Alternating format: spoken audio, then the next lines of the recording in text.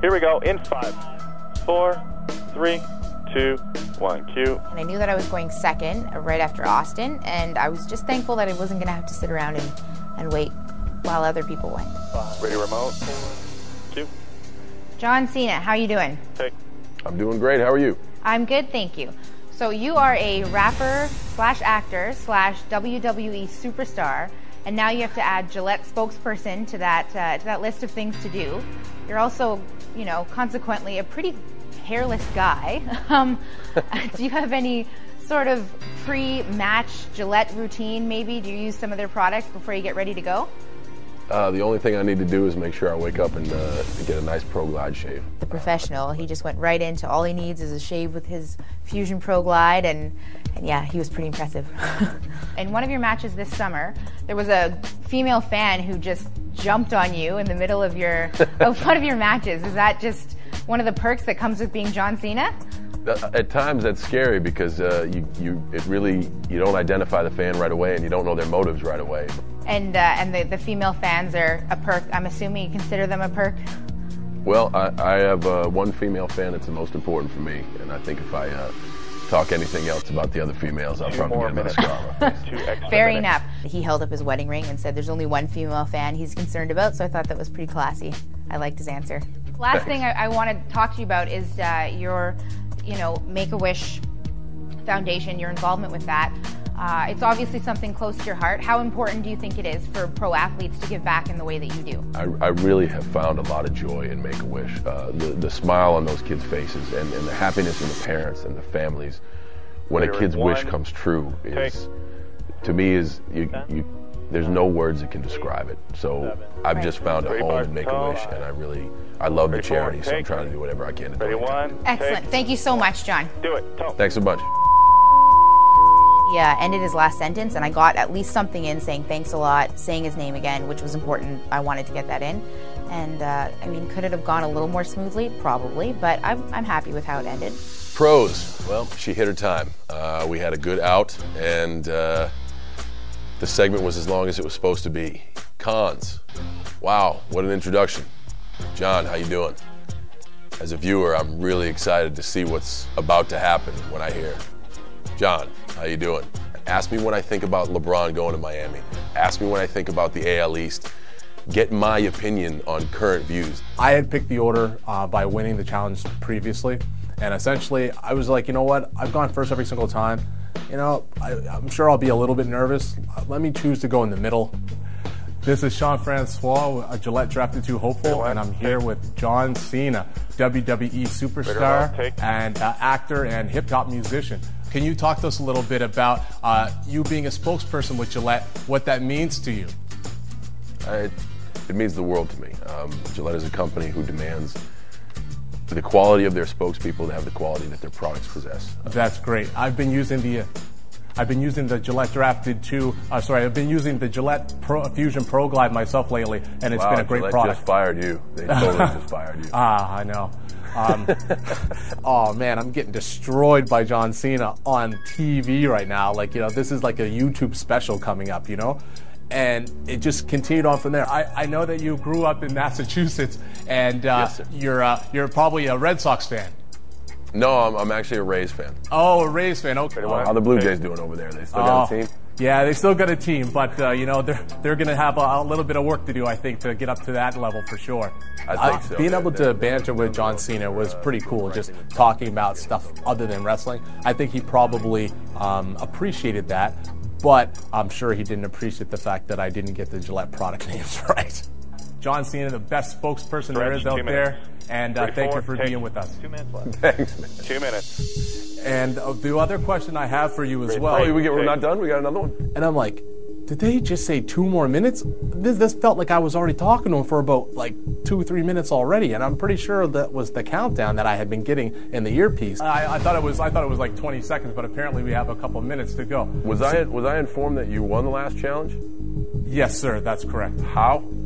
I'm trying to wonder that myself right now. I'm kind of digging myself a hole, so I'm trying to redeem. No, you're not kind of, man. You got the backhoe running full steam right now. Oh man, I can put a foundation down there. What you got? What's your question? I was crumbling inside But I know that for the purpose of the interview and what I needed to do, I had to keep asking the questions. I know that you are heavily involved in the Children's Make-A-Wish Foundation, and just real quickly, I'd like to know how those children influence you. Very quick, that's exactly what it is. It's the happiness of the children and the 15, families. wrap it up. That when we grant wishes to WWE and make Ready, wishes one, come true, take that's 10, why I'm 9, very strongly aligned with the Make-A-Wish charity. Ready, I'm very proud of it. Wonderful. Here with 5, John Cena, 4, Gillette zero, spokesperson take. for the Pro Fusion Glide. Thank you very much. Fired again. Count.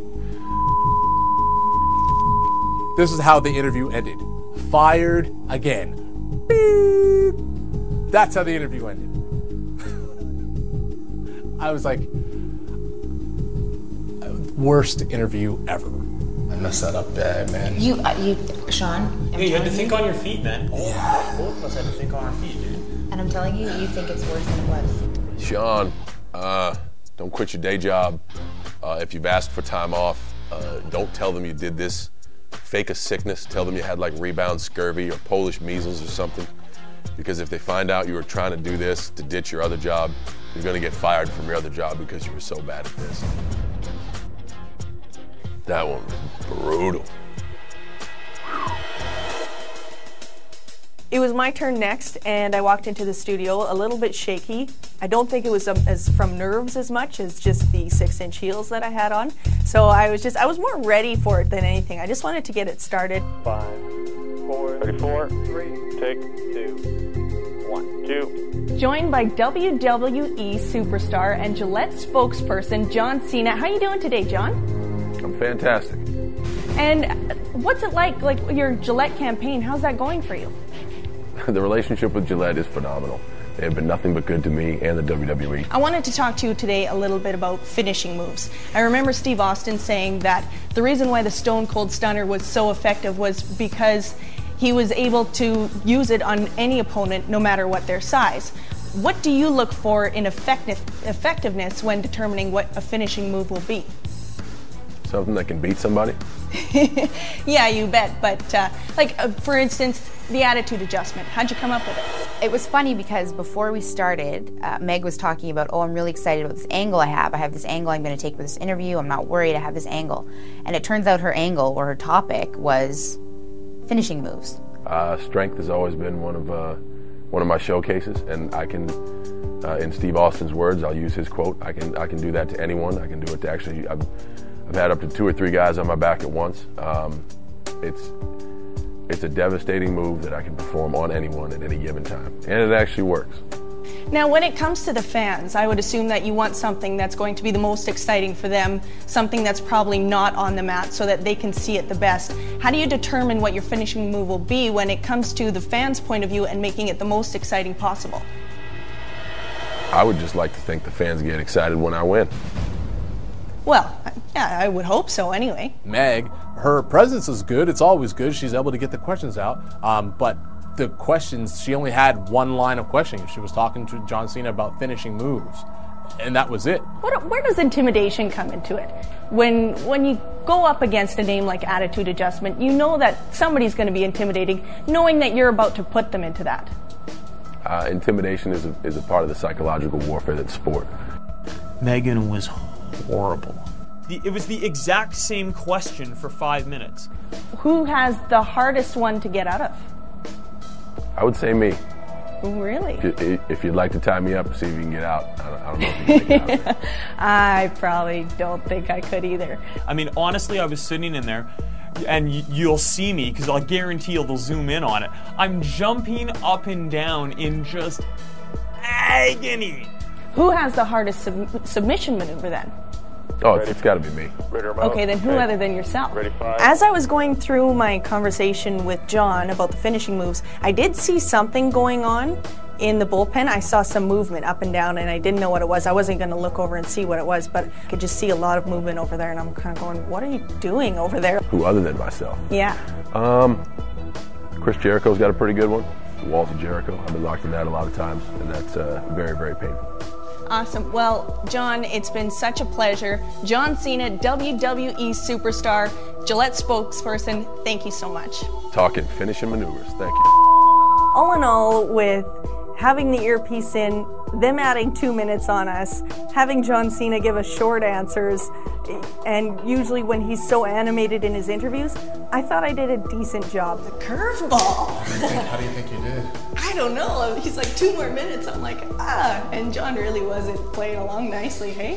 Okay, pros. Very organized. Certainly had a format that you wanted to follow, and I think fell within the time window. Never seemed nervous.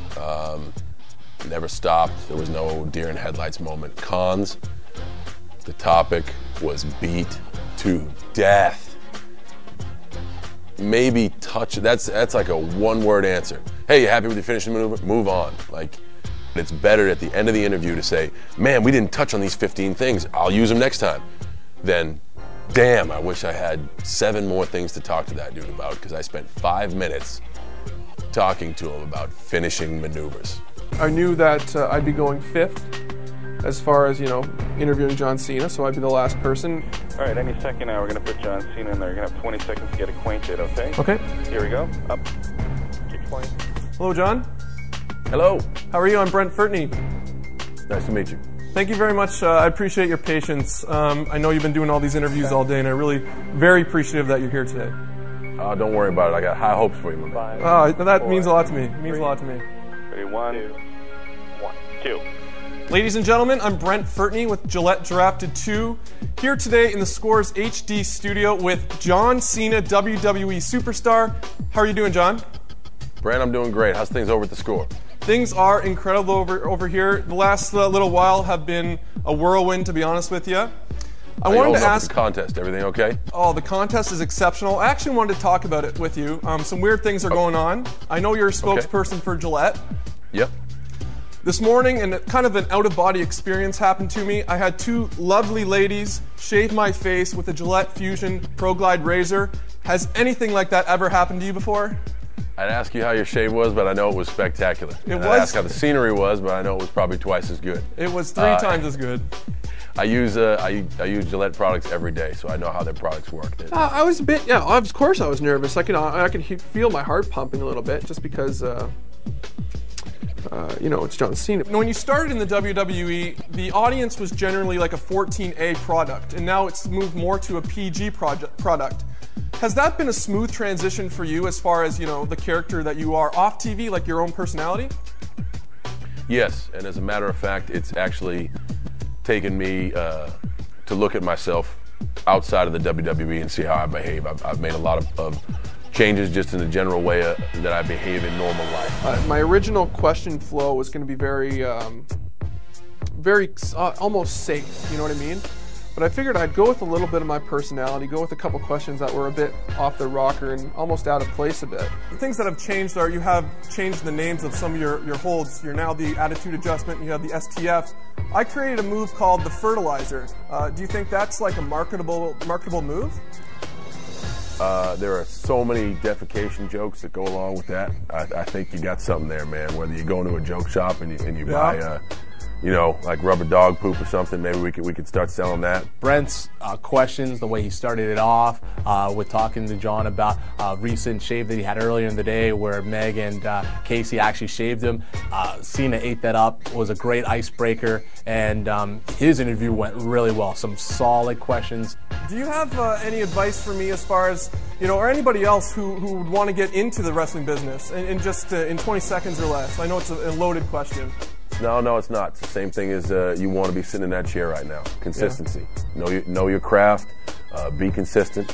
Never give up. Every opportunity you get, kick the door open. I'll be quite honest with you, you didn't do too bad today. Thank you very much, John. I really appreciate you being here. This has been a dream come true.